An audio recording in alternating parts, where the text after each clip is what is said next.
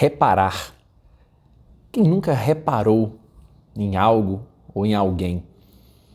Eu reparei uma conversa que os filhos de um amigo muito querido tiveram uma certa ocasião, em que o pai se irritou bastante e os meninos então olharam um para o outro e aí um falou: "O papai estava irritado, eu reparei que ele estava irritado."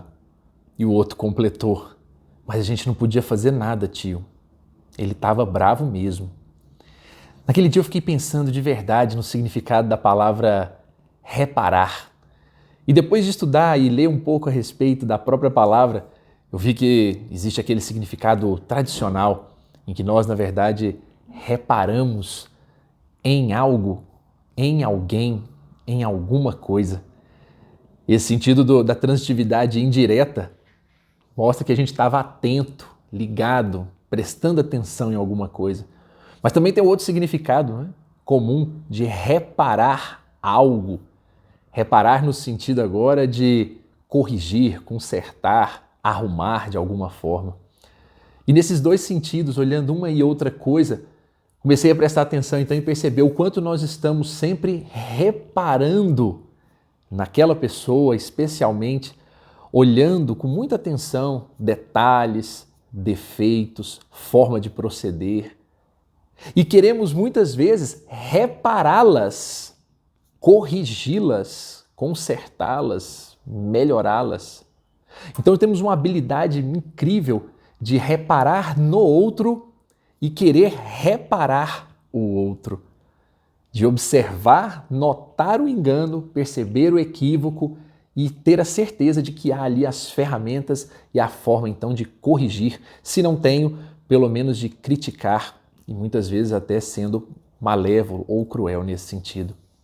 E é pensando nisso que a gente percebe que nós nos reparamos, no sentido de nos observar, muito pouco.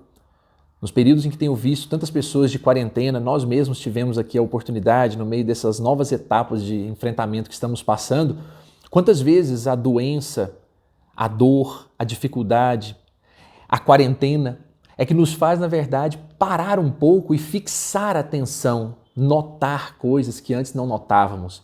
A forma de falar, o jeito de pensar, a maneira de reagir e coisas nesse sentido. E que vão muitas vezes despertando para que nós possamos então, enfim, reparar-nos. Reparar-se no sentido de corrigir, de melhorar-se de verdade. Ninguém consegue arrumar alguma coisa que acha que está funcionando bem, mas de repente começa a perceber que tem como melhorar aquilo, então é hora do reparo. A frase ficou consagrada de forma eternizada, por assim dizer, na figura de Jesus, quando dizia, né, sabiamente, a tua fé te curou. O empenho, a dedicação, o esforço, a entrega de quem se observou, sabia que precisava de uma transformação e veio pelo empenho. Então, a felicidade de quem descobre o problema é incrível. Vi um dia desses um filme em que a pessoa exatamente estava ali tentando corrigir, reparar um brinquedo, mas não conseguia, ficou horas dedicado àquilo e aí, a hora que ele descobre, ele pula de felicidade, fica encantado com havia achado o erro.